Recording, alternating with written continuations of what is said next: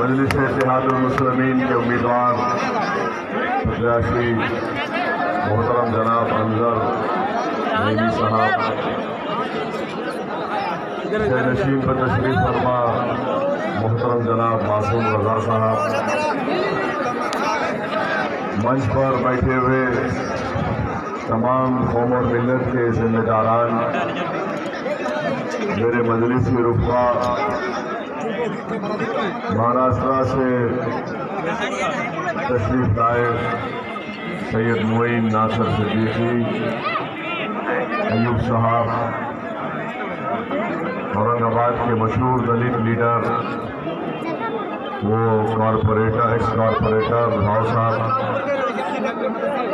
हैदराबाद के मजलिस इत्तेहादुल मुस्लिमीन के तमाम अरकान बल्दिया, मेरी सरदार माँ और बहनों, बुजुर्गों, नौजवान साथियों, आप तमाम का बेहद शुक्रिया कि इस सिलसिला की धूप में भी आपने आज इस जलसे में शिरकत की और यकीनन इतनी बड़ी तादाद में हमारी माँ और बहनों का, हमारे बुजुर्गों का और हमारे नौजवानों का जमा होना इस बात का सबूत और पैगाम देती है कांग्रेस पार्टी को और ख़ास तौर से जनाब तौसीफ साहब को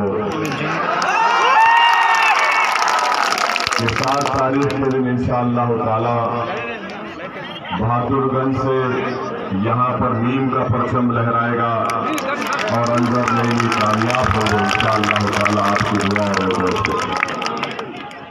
मेरे अजीज दोस्तों और बुजुर्गों, मेरी सरदार माँ और बहनों, अभी आपके सामने हमारे उम्मीदवार प्रत्याशी ने कहा कि कैसे जब बाढ़ आती है पूरे बहादुरगंज में और ख़ास तौर से जिस जगह पर आज ये जलसा हो रहा है, करीब 20,000 लोग इससे मुतासर होते हैं जब यहाँ पर बाढ़ आती है। उन गाँव के नाम गोवलटोला, गोवाबारी, खमरखुद, छोटा गोवाबार, जोधरा, बालूबारी, आदिवासी टोला, मौली नागंगी, खादी बस्ती, महीपटना, माली टोला, मटियारी। मैं आपको ये वादा कर रहा हूँ कि इंशाअल्लाह ताला, जो भी हमारे बुजुर्ग ने भी कहा कि बाढ़ की वजह से इतने सब गांव मुतासर होते हैं, 20,000 लोगों की ज़िंदगी बेहाल हो जाती है और उनको बहुत बड़ा नुकसान उठाना पड़ता है, फसलों को नुकसान उठाना पड़ता है, किसान परेशान हो जाता है। हम आपसे वादा कर रहे हैं कि हमारे उम्मीदवार की कामयाबी के इंशाअल्लाह ताला 6 से 8 महीने के अंदर ये बाढ़ की और ये नदी के पानी को रोकने के लिए पटबंध का काम इंशाअल्लाह ताला अंदर नहीं शुरू कर रहा है। आपने 20 साल से यहाँ पर कांग्रेस पार्टी को वोट दिया, मगर 20 साल में मैं कांग्रेस पार्टी के जिम्मेदारों से और मोहतरम जनाब तौसीफ साहब से पूछना चाहता हूँ कि आप 20 साल में बहादुरगंज की जनता के लिए कोई 20 काम बता दीजिए 5 तारीख से पहले। आप नहीं बता सकते, आप कुछ नहीं बता सकते। तीसरी बात यह है कि हमने बहादुरगंज में, आप जानते हैं मुझसे बेहतर कि हमारे बच्चे और बच्चियों के लिए शिक्षा का कोई इंतज़ाम नहीं है, कोई इंतज़ाम नहीं है। स्कूल अगर है तो टीचर नहीं है, टीचर आता है तो स्कूल की बिल्डिंग नहीं है। आप ये भी जानते हैं कि हमारे बच्चों की आला तालीम के लिए, ग्रेजुएशन के लिए उनको कभी पटना जाना पड़ता तो कभी दरभंगा जाना पड़ता। हम आपसे वादा कर रहे हैं कि इंशाअल्लाह ताला यहाँ से अंजर नईमी साहब को आप अपनी दुआओं से, मोहब्बतों से, रोड से कामयाब करने के बाद शिक्षा के ऊपर पूरी तवज्जो दी जाएगी। जो गवर्नमेंट के स्कूल हैं उसमें बच्चे भी आएंगे और टीचर वहां पर बच्चों को पढ़ाएगा और आला तालीम के जो डिग्री कॉलेज का मैंने वादा किया है इंशाअल्लाह ताला बहादुरगंज कॉन्स्टिट्यूंसी में क्षेत्र में तेरा घाट पर अंजर नईमी साहब नुमाइंदगी करके एक डिग्री कॉलेज वहां पर क़याम में लाएंगे इंशाअल्लाह। तीसरी बात यह है कि बहादुरगंज में अस्पताल नाम की कोई चीज नहीं है। ना वहां पर आपका खून का इम्तिहान होता, ना वहां पर अल्ट्रासाउंड होता, ना वहां पर दवाइयां मिलती, ना वहां पर इलाज होता। तो बहुत इनको जमीन पर बिठा दीजिए। इनको नजर नहीं आता जमीन की तकलीफ। इनको ये लगता है कि बहादुरगंज की जनता हमको छोड़कर कहाँ जाएगी। कांग्रेसियों, तौसीफ साहब, कल तक आपको बड़ा गुरूर था ना कि हमारा कोई विकल्प नहीं, मुतबादिल नहीं। हम आपसे कह रहे हैं, बल्कि पूरे भारत की जनता से, बिहार की गरीब जनता से और खास तौर से सीमांचल की जनता से कह रहे हैं कि अब आपके सामने असदुद्दीन ओवैसी खड़ा हुआ है, आपका बेटा है, आपका भाई है, आपका खादिम है। और हम इंशाअल्लाह ताला ये तमाम पार्टी के जिनकी गर्दनें बड़ी मोटी हो चुकी है, इंशाअल्लाह ताला इनको सियासी तौर पर पतला करके छोड़ेंगे।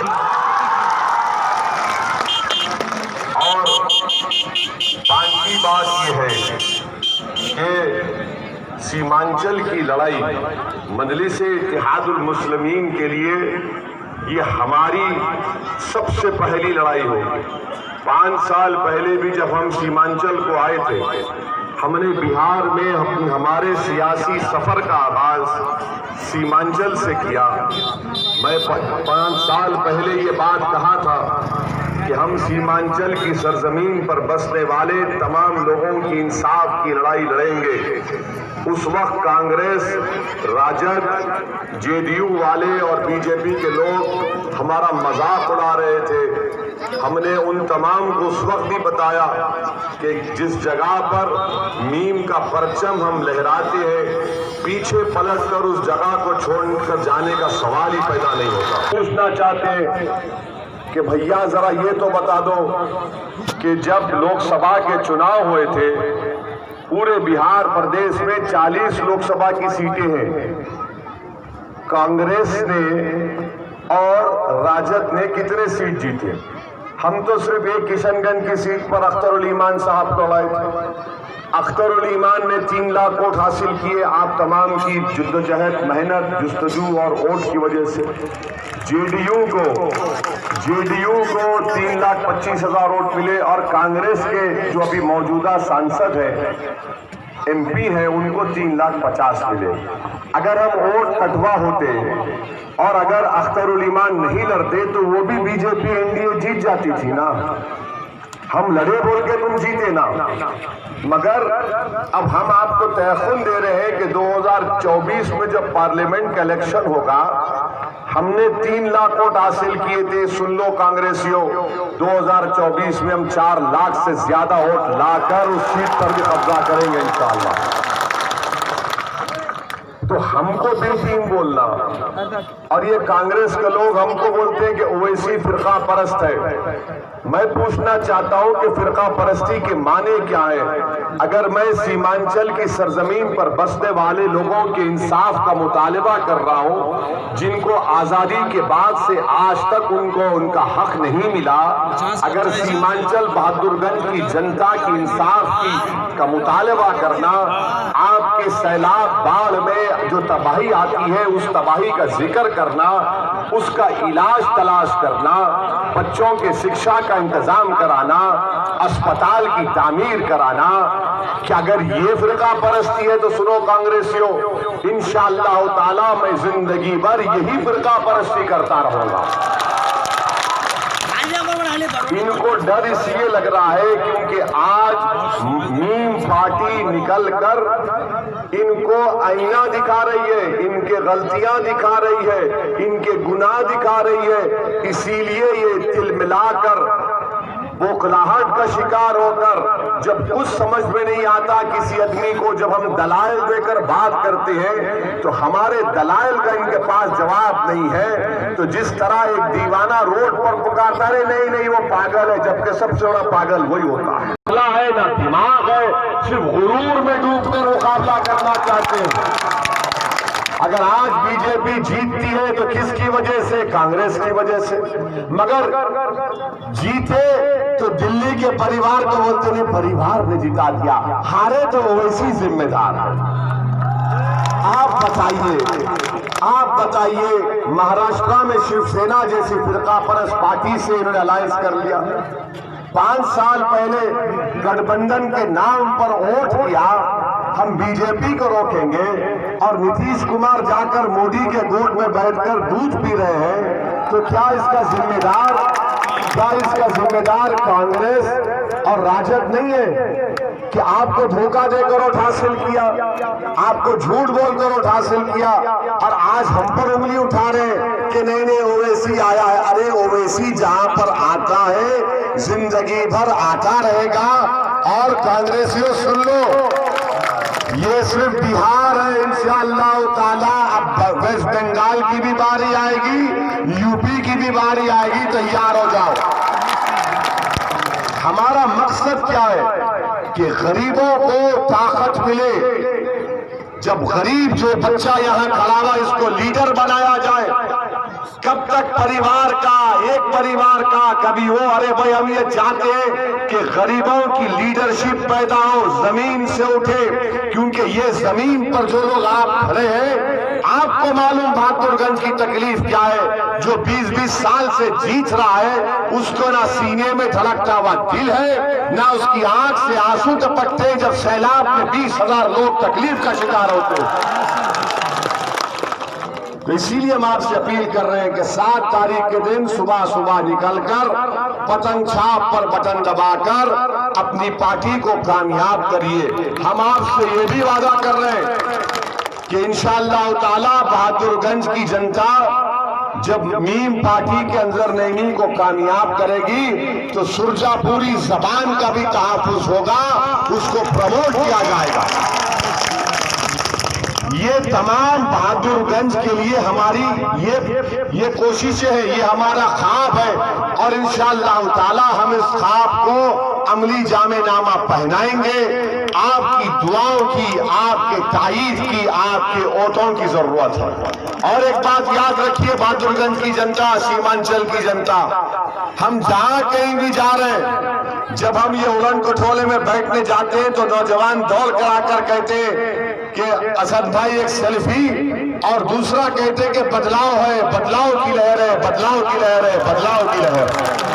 और ये बदलाव की लहर में तौसीफ साहब इंशाअल्लाह ताला बहुत सालों तक अपने घर में बैठने वाले हैं इंशाअल्लाह। हमको आपसे उम्मीद है, पूरा भरोसा है कि जिस तरह सीमांचल की जनता ने किशनगंज में कमरुल्लाह को कामयाब किया, ये कांग्रेस के लोग, राजद के लोग, जेडीयू के, बीजेपी के लोग बोलते थे हाँ ओवैसी आता है, भाषण अच्छा देता है, लोग उसकी भाषण सुनते हैं, खुश होते हैं, नारे मारते हैं, थाली बजाते हैं, मगर वोट नहीं देते। मैंने कहा भाई साहब, जब लोग आते हैं तो कांग्रेस, राजद, बीजेपी, जेडीयू के जलसों में, जनसभा में लोगों को पकड़ पकड़ कर लाना पड़ता है। ये बहादुरगंज और सीमांचल की सरजमीन पर ओवैसी का और सीमांचल की आवाम का दिल का कनेक्शन पैदा हो गया, बोलने की जरूरत नहीं पैदा होती, दिल का कनेक्शन पैदा हो गया। अल्हम्दुलिल्लाह, ये अल्लाह का लाख लाख फजलो करम है कि अल्लाह ने हमारे दिलों को मिला दिया। और आज आप देखते हैं कि सीमांचल में असबियत भी कम हो रही है, क्योंकि जिस पार्टी का साथ दे रहे उसका नाम मजलिसे इत्तेहादुल मुस्लिमीन। मेरे अजीज दोस्तों और बुजुर्गों, मेरी इज्जतदार माँ और बहनों, मेरी आपसे फिर से गुजारिश है कि 7 तारीख के दिन एक एक वोट पतंग छाप पर लगाकर अपने इत्तेहाद को, अपनी ताकत को बहादुरगंज के विकास के लिए, बच्चों की तालीम के लिए, अस्पतालों में बीमार के इलाज के लिए बाढ़ जब आती है तो उसमें आपको पानी से बचाने के लिए आपके खातिर अपने आप को ये समझिए कि अंजर नहीं यहाँ का प्रत्याशी नहीं है, बल्कि बहादुरगंज का हर जनता, हमारी माँ, हमारी बहन, हमारी बेटी, हमारे बुजुर्ग, पूरे मुखिया, सब कैंडिडेट है। आप प्रत्याशी है, ये आपकी कामयाबी होगी और अपनी कामयाबी को उसको यकीनी बनाने के लिए अपना एक एक वोट 7 तारीख के दिन बटन छाप पर डालिए। और हमारी बात को मैं नौजवानों से अपील कर रहा हूं,